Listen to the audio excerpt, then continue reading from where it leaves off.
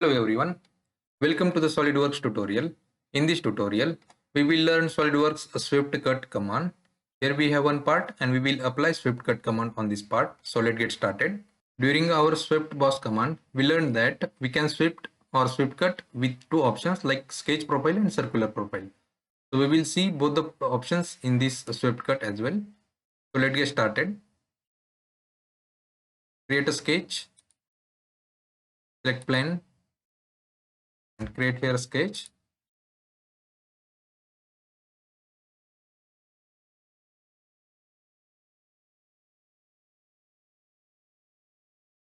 Sketch, features, click on swift cut. Now here we will use a circular profile. For the sketch profile, we need one sketch here that will be sweep along with this path. So this sketch should be perpendicular this one. So first we will see circular profile. Just select a path and enter here circular diameter like 25 and just enter. Click OK. Here we have sweep cut. Now second option we will see. Go to the sketch, select plane, draw one more path.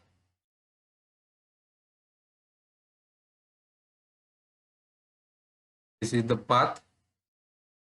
We will create one more sketch that is perpendicular to this path. Go to the sketch, click on sketch, select plane or face to create a sketch, make it normal. Create here a sketch.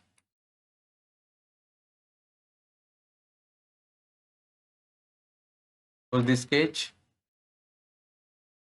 Feature, click on swift cut. Now we will select option sketch profile. So first is to select a profile. So that is, this is the profile, and second is path.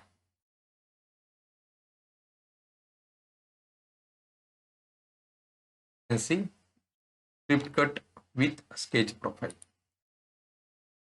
So this is the swift cut command. Hope you enjoyed this video. Please like, share and subscribe for more updated videos. Thank you.